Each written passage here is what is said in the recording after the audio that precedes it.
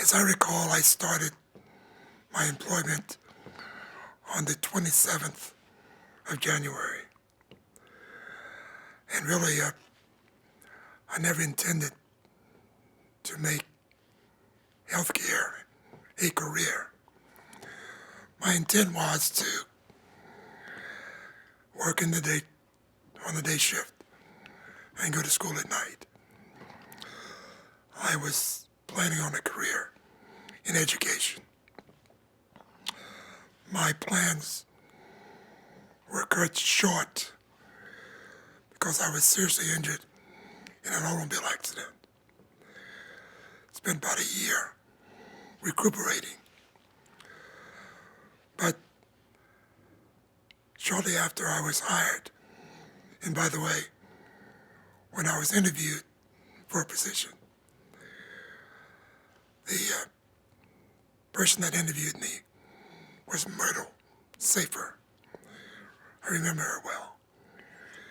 She assigned me to a job in the OR and introduced me to my supervisor, Georgia Hart. And that's really the beginning of my story, at Kettering at least. As I recall, I started work at Kettering on the 27th of January. That was about a month and a half before the hospital opened. And I went on to work in many different positions after that. I was assigned initially to a job in the OR as an attendant. But I had a terrific supervisor. She challenged me at every step. And after 2 months of employment, she asked if I would train to be a surgical technician or scrub nurse, which I did, and went on to several other jobs after that. I attended college off and on during the early years of my employment.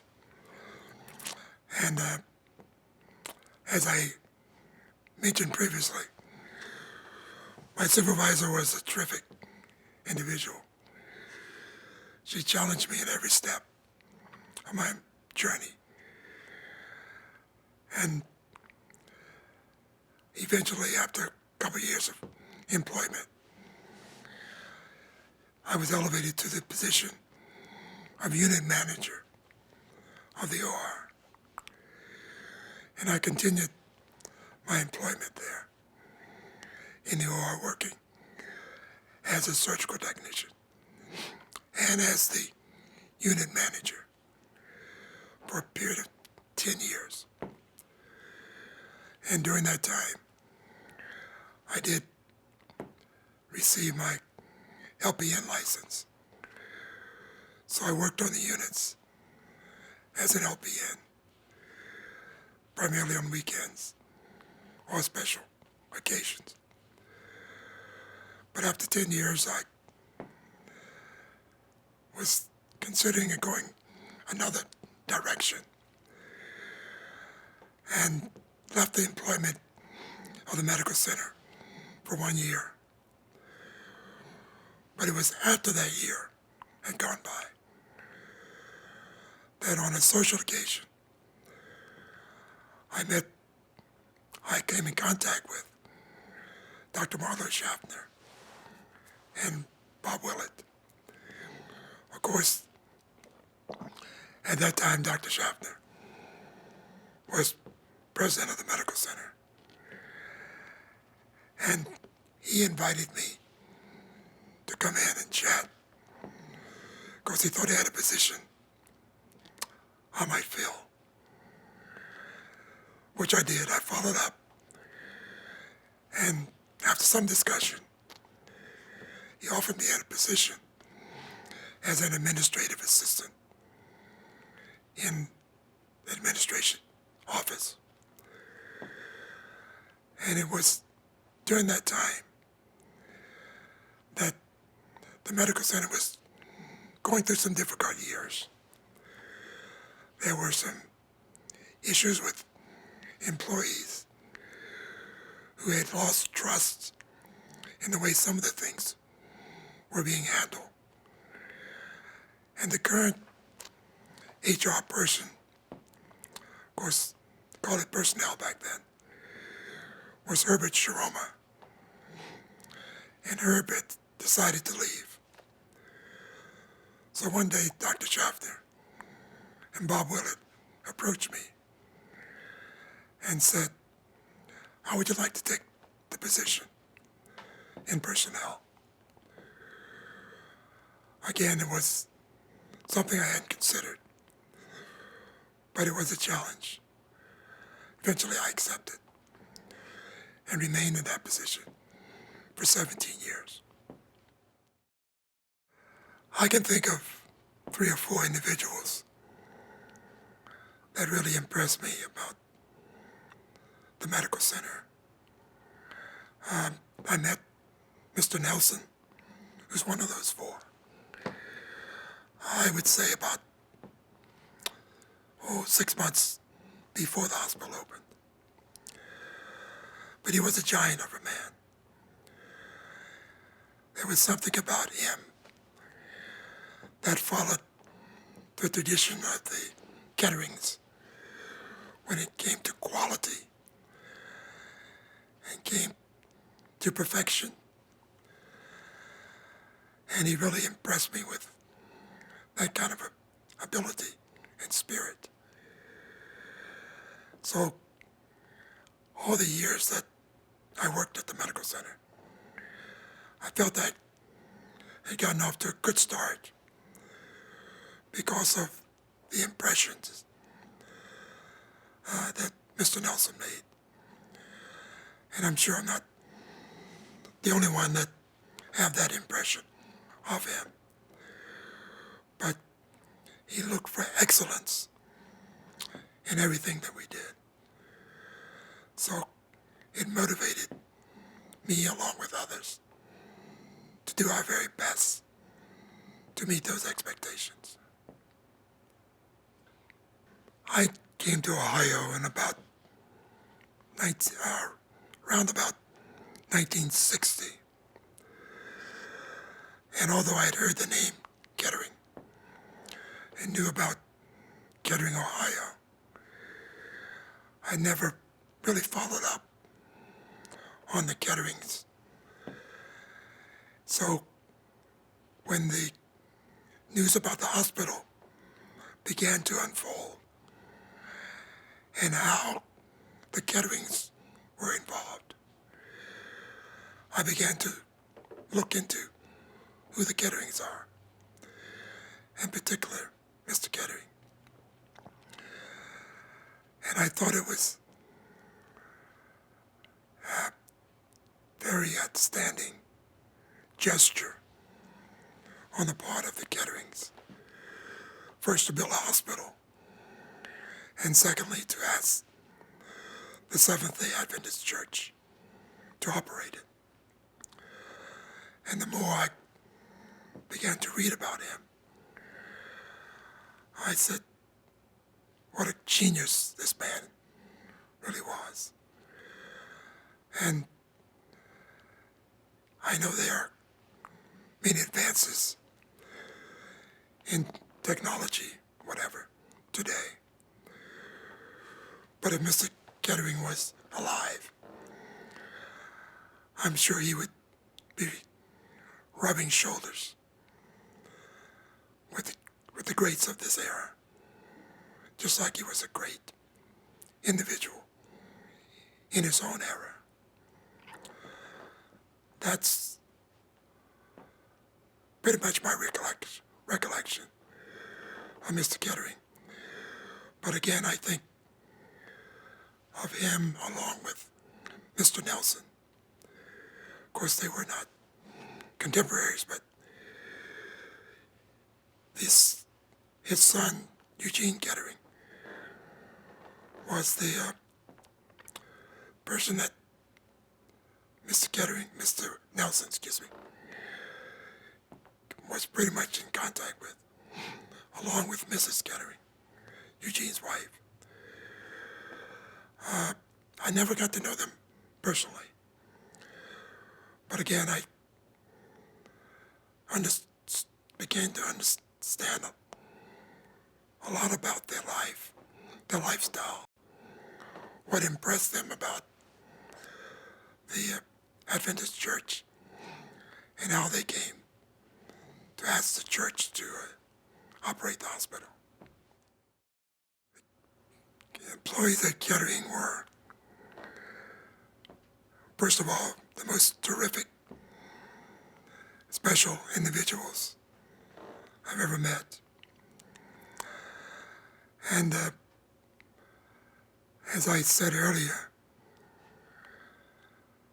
they didn't feel as though they had much voice when it came to expressing themselves to the administration. At least that was my opinion. And I gather that because I had worked in different areas, came in contact with a number of employees. And so one of the things that I felt I could contribute was to bring about a better relationship between the employees and the administration, to serve kind of as a link between the employee and the administration. But the employees were some of the greatest employees I think you'll find on this earth. And somewhere along the way, we coined the phrase, the caring family. I'm sure you probably heard about that. But it was that kind of a spirit that really permeated the employee staff. And it was something we worked hard at embellishing and made every employee feel like they were very wanted, needed, and valued very much. For me, it was quite an experience, a new experience, being part of an organization that large. I had not been employed by any organization of that size in my young years at the time. But a lot of it was rather overwhelming too. New organization, new building, new hospital, of course. I started working at the Kettering Hospital about a month and a half before the hospital opened. And during that month and a half, of course, I was part of the cleaning detail. We got to go through the building and polish up a lot of the stainless steel, in particular in the surgery department where I ended up working. So that was quite an experience. The thing that impressed me a lot about the hospital were the people. And of course that continued all the way through my employment years. But some of the nicest people in the world, I thought, were all concentrated here at Kettering Hospital. So we had very good camaraderie. We worked together as a team very well. And I thoroughly enjoyed not only those early years, but the years all the way through. I'll probably mention more about that later on.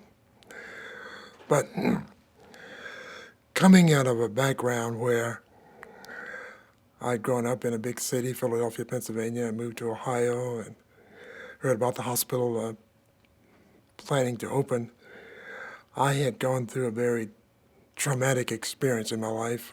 As a teenager, I was injured at an automobile accident. spent many months, 7 months in the hospital.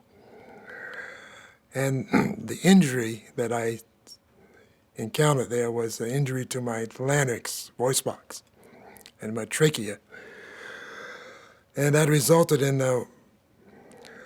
one of my vocal cords being paralyzed and the other one partially paralyzed, and also some stenosis of the trachea, the narrowing of the breathing apparatus. So even today, I've not overcome that. I had to battle with that throughout my career. But fortunately, I was able to have a speaking voice that didn't completely interfere with my work or occupation. But even now, I have to be limited in what I can do physically because of that. And I remind folk or tell them that if they see me panting for breath, that it's not because I have a disease, but it's because of the injury. So most of my friends that know me well understand that, so it hasn't been a problem. Yeah. I can remember in the early days when it pretty much could get the entire staff inside of what we called then dining room number 1, the dining room just outside of the cafeteria. And we'd get there and have a period of devotion in the morning and some little gem that the administrator, maybe Mr. Nelson, would share with us some information about the progress of the hospital and so on. But a small group, we got to know each other personally, all by first name, of course. And when you have a group like that, it's more like family. And so we gelled together very well. And even though there were many different disciplines as far as the training or the skills that the individuals had, that didn't become a factor. You know, we were just part of a team, worked together very well. That's another person that I could spend a lot of time talking about. Someone that I admired greatly. He had very high standards, and he was what I think was a perfect person to put in a position that he ended up having, because the Ketterings, of course, had high standards in everything they did. And someone that was going to be the administrator of a hospital that bared that name certainly had to fit that mold. So I admired Mr. Nelson, you know, for many things. I can recall one thing in particular that I carry with me even today. He did not like to see a sign anywhere that said, "out of order," out of order. He would always say, nothing is out of order around here, it's just out of service. So put an out of service sign on it. And when you really think about it, out of order can be defined or give the impression that maybe we don't know what's going on, this thing's out of order, we don't know how to fix it. So we just stick a sign on it and say out of order. As opposed to being out of service says, we're on top of this issue, we know there's a problem, we've examined it, we're going to take it out of service until we get it fixed. And we put a sign on it that says out of service. Well, you know, that impressed me. I carry that with me even to this day. And I go by a sign in a store somewhere and it says out of order. I want to take my pen out. And sometimes I've done that. My wife jumps on me for doing it. But to this day, that impressed me so much as the high standards that man set. And he, because of those high standards, it was an impression, I think, that was placed upon the entire staff. You know, those who got to know him knew that, and they tried to meet up to that standard that he set. I did not get to know him personally until probably after he left the position of administrator. I was kind of one of the crew, one of the staff members back when he was administrator. After I joined the administration, then I got to know him a little bit better. But by that time, he was up in years, and we sit down and we chat about old times. But what impression he left with me had stuck with me all through the years. I wasn't really recruited. You might say I found the hospital, because when I moved to Ohio back in the late 50s and I heard about the hospital being open, planning to be open, built, I decided that I would seek employment at the hospital once it did open. And this injury that I suffered as a result of the automobile accident had disrupted my educational pursuits. And I had gotten married in the early 60s and wanted to have a family, and I realized I needed a job that paid a decent wage. And so I said, well, I'm going to have to go back and pick up where I left off in terms of pursuing a degree in some field. And I decided to go into education, become a teacher. But of course, I couldn't work full-time, and I couldn't go to school full-time, but I wanted to work full-time during the salary, and decided I would take a job at Kettering, working during the day, and go to night school. Well, I was assigned to a job in the operating room, as I started out as an attendant in the OR. And when the hospital opened, well, I can digress a little bit here. Because the staff was limited early on, we got involved, we being staff members, got involved in a lot of things that we weren't trained to do. I want to be careful how I say this, but in other words, you wore hats that were not really in your job description, because if a job needed to get done and you had the ability to do it, so come over here and get this done and work here, so on. So one of the jobs that opened up early on in the OR was the need for a surgical assistant or a surgical nurse, better known probably as a scrub nurse.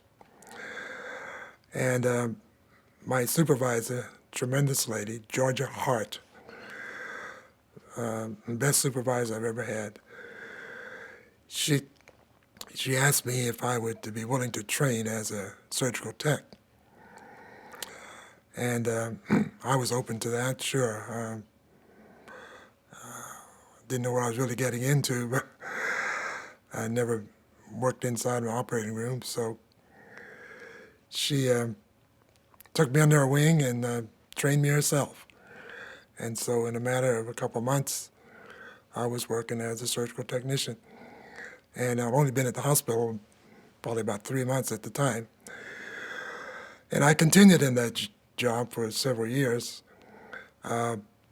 working in the capacity of a surgical technician, along with probably the last 4 years I was in the OR as a unit manager of the OR, a job that was created to put someone in charge of ordering surgical supplies, prostheses, making sure that everything the physician needed for surgery was there at the time the surgery took place. So I carried that responsibility along with some other things that she encouraged me to do, but that was how I got the start at the hospital, and she was my first supervisor. Tremendous lady. How was I able to get more responsibility? A good question. I guess you might say a lot of it, because I was at the right place at the right time. But bottom line, I think, I have to say that it was God working through me to help me to make decisions that would be a blessing to me and to hopefully others that I work with. I had a kind of personal philosophy that if I had a position, I had a job, I only wanted to keep that job as long as I could make a contribution. In fact, I had said that to more than one superior in my life, my career. I said, I take this position, but I want you to know that if at any time you feel that I'm not meeting the requirements of the job or making a contribution to the medical center, just come in and tell me. You don't have to go through a disciplinary process.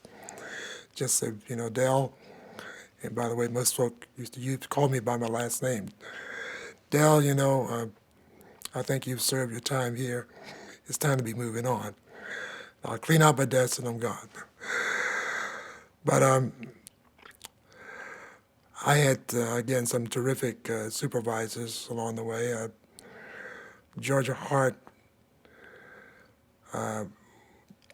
would not only advance me in the areas where I'd been trained, but if something came up where she felt she needed someone to sit in to do a job, she would ask me to do it. And in so doing, I got exposure to areas that normally maybe I would not have been exposed to, and gained some experience. And that experience and exposure made it possible for me to take other jobs when they came open to say, well, consider, Dell for this position. So I moved through, like I said, jobs in the OR, unit manager. I did some scheduling when the person that worked at the scheduling desk was not available, ill or on vacation, whatever. Filled in that position. I also worked on the units, first as an attendant, just to pick up some extra hours. But after some time there, I took some courses at KCMA to anatomy, physiology, whatever, and working toward a nursing degree.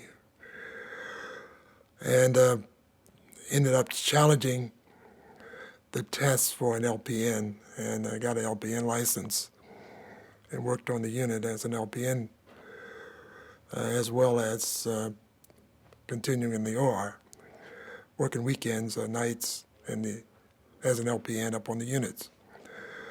So that's just to give you an idea of how being exposed to certain jobs and gaining some experience helped me to move along from one job to another here at the medical center. Well, looking back, I don't see it being difficult. It was pretty easy for me, again, because exposure is very important. If you're working in a corner somewhere and nobody sees you, you just won't get noticed. But I was not the quietest guy. I was not a wallflower, so to speak.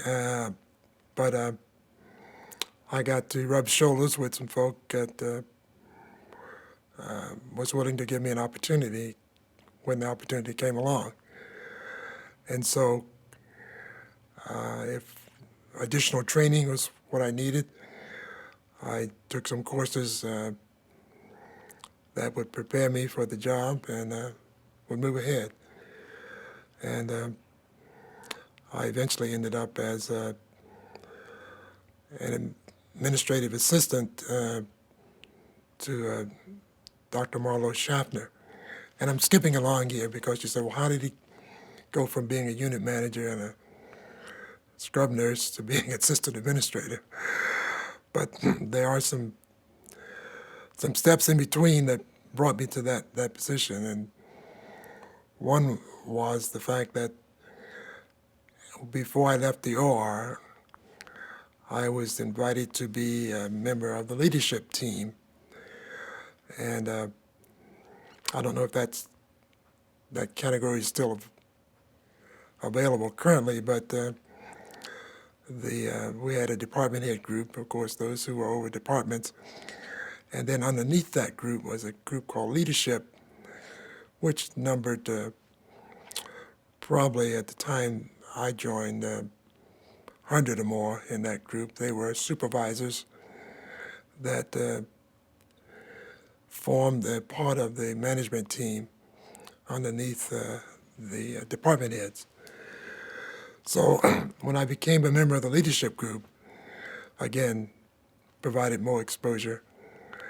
And I was a little frustrated at a point after working at the medical center for about 10 years.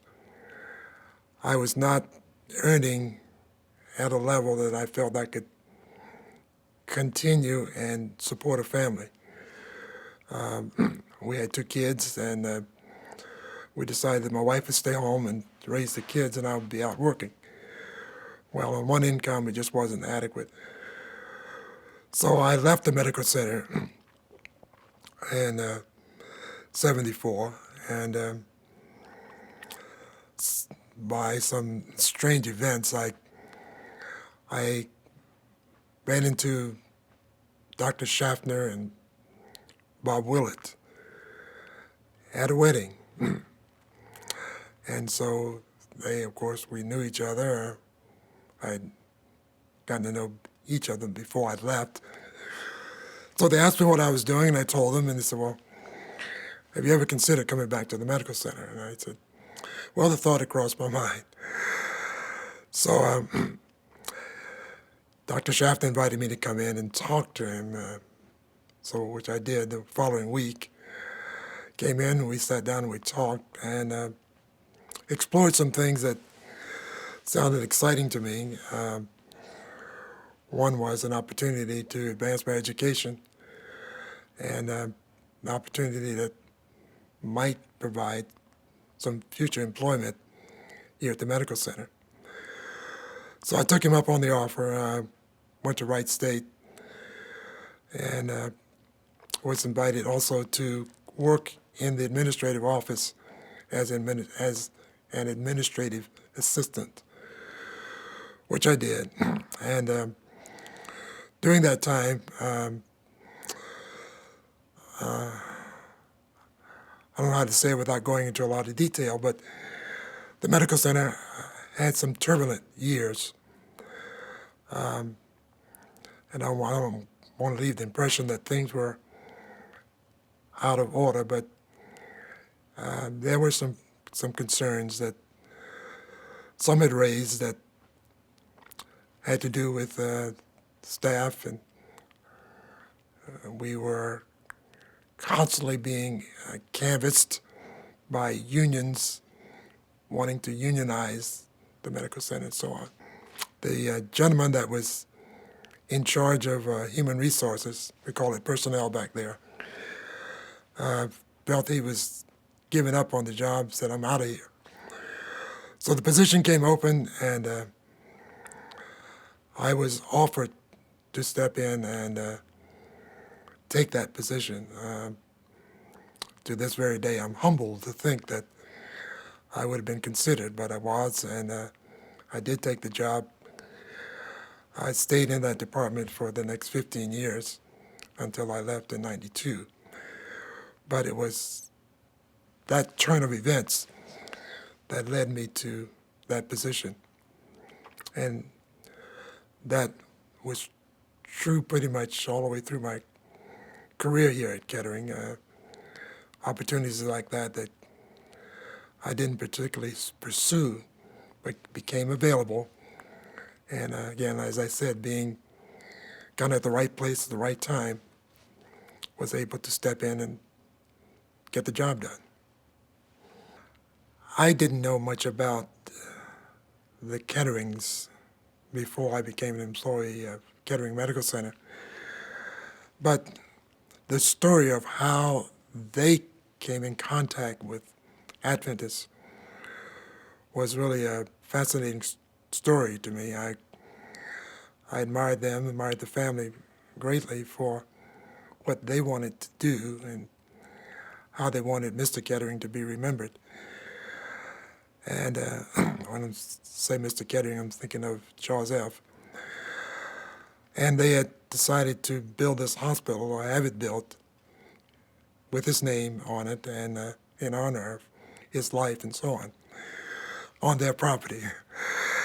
So the fact that they had chosen Seventh-day Adventist to be the administrator or the administrative group to run the hospital, again, was something that was rather fantastic, I thought. And the job that I had, well, of course, I didn't do that much early on when I was in the OR because I didn't have too much exposure outside of the OR. But as I moved on to other jobs, and particularly when it came to having employees working under me, supervising them, one of the things that we all tried to do was to maintain the sense of mission that we had, not just to provide health care, but to provide some direction to individuals that there was more to life than just living here on earth and providing for one's needs from day to day, and then when that time is over, that's it, you know. So we try to portray the Christian experience that we all desire to go through and the benefits of that, not only while we're here on earth, but of course in the afterlife, if we continue to pursue that. So in our recruitment efforts, we would seek those who had a similar view, a similar vision, regardless of what faith, you know, they were a part of, but who saw the people as individuals they wanted to help. They wanted to do something for them. So I felt that we were successful in that to a great extent, and even hopefully still today, that we would draw to the medical center individuals that felt that the kind of health care that we wanted to provide was more than just passing pills and giving shots, but to also be a kind of a minister to the whole person and helping them to see the value of life and here on earth and life hereafter as well. One of the publications that we put out early on was called The Caring Family. I don't know which came first, was that terminology came before the publication, or it came as a result of the publication, but it kind of described what we wanted to portray here as, you know, a big family of believers, big family of workers. At the time that I was in the Human Resources Department, I think we were, in terms of the number of employees, probably around 3,500, 3,700 is a number that sticks in my mind, but still rather small, you know, when it comes to organizations. Of course, the Sycamore Hospital had opened, and that separated us somewhat, but we tried to keep, again, the family together. We developed what we call the Employee Assistance Program, again, which allowed employees to contribute toward a fund that would assist families or individuals who had suffered a tragedy or whatever and needed some financial assistance. Again, in our structure for accumulating sick time, we changed that structure to have more of a what I call a positive step, in that we put together a program called Paid Time Off.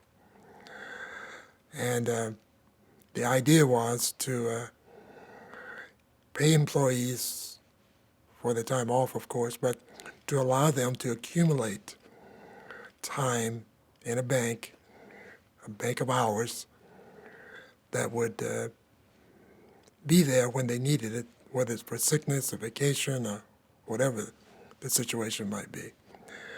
And I think that it played a very important role in bringing the group together, because they saw themselves then in some control, more of a control over how much time that they could accumulate and for the purposes for which they wanted to use it. So I felt that was a big step. One thing I wanted to mention here, and you may get to it somewhere in your question, but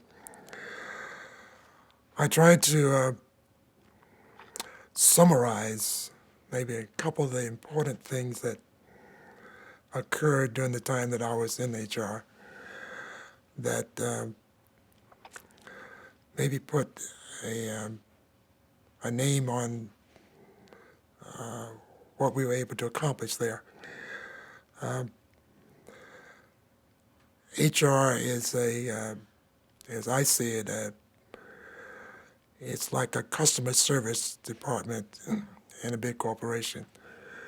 It's what the public views as the spokesperson or the spoke group in this case for that organization or that institution, because it has more public contact, it has more contact with the staff.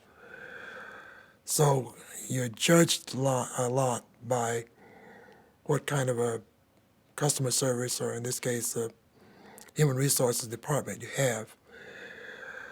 And one of the things we wanted to achieve was to restore confidence of the employees in the administration.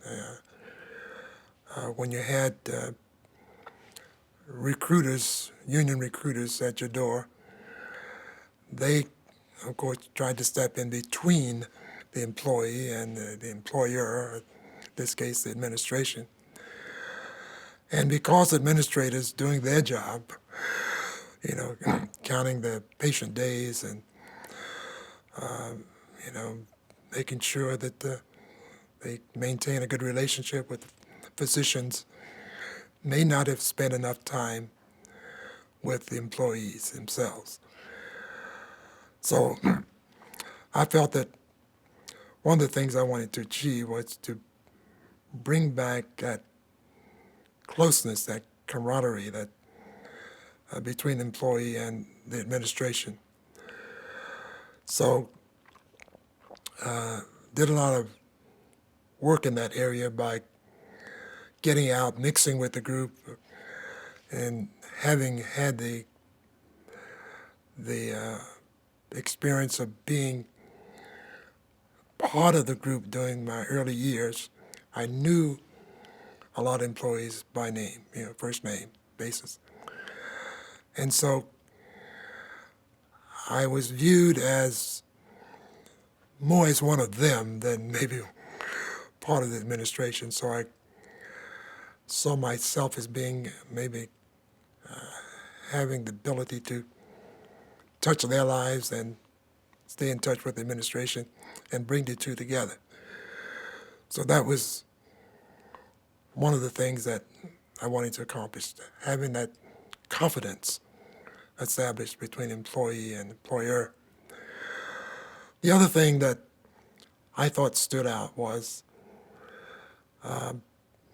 building a trust relationship with employees. Many of the employees felt at odds or not very close to those who were their superiors, particularly those who were under discipline. Now, you'd like to think that that wouldn't be necessary in an organization where, you're a big family, caring family, but we know that because we're human, things don't always go the way we plan or whatever. And one of the things that employees complained to me about was they didn't feel that they could trust the supervisor. And I wanted to build a level of trust, and one of the things that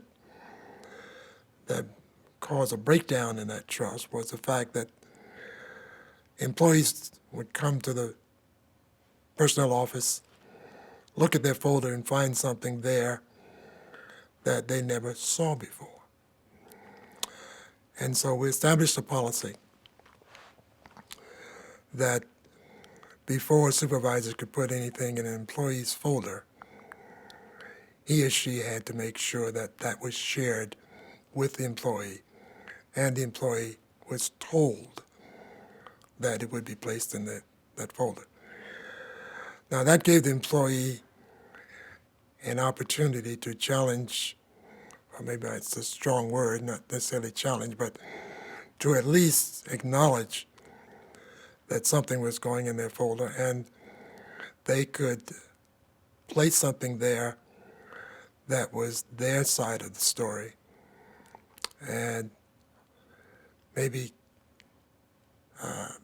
act as something to soften the blow of what was put there, which could, in some cases, be incorrect.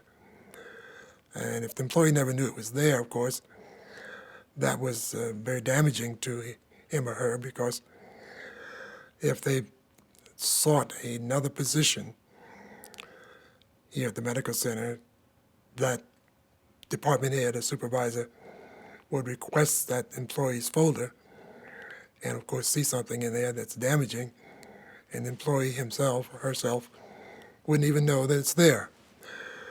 So that was something that I felt built a level of trust, because we made it clear to employees. Of course, we made it clear to supervisors, first of all, that what their responsibility was. And then we could say to employees, look, you could come to the HR department at any time, request to look at your folder, and we would present that to you, and you could then determine whether or not everything there is something that you knew about, and that way there'll be no surprises down the road. So that was very helpful. It brought about a level of trust, and hopefully those things are still in place. Yeah. Or as a very gracious lady, she moved about with a charm that you would kind of apply to those who were in royalty. Very graceful, very courteous, very kind to employees. That was her character. So those are the memories that stuck with me about Mrs. Kettering. Well, I recall a phrase that one of my staff members developed. He said, "It's never the wrong time to hire the right person. Never the wrong time to hire the right person." So what we tried to do was first look at the quality or training or whatever of the individual, particularly when it came to some major position, and developed some responsibilities for that person, even if we didn't have an opening at that time.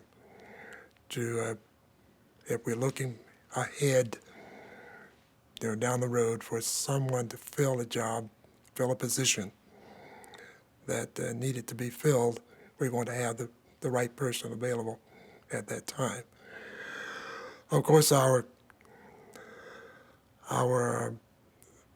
process within the institution was to make jobs available to employees who wanted to move up.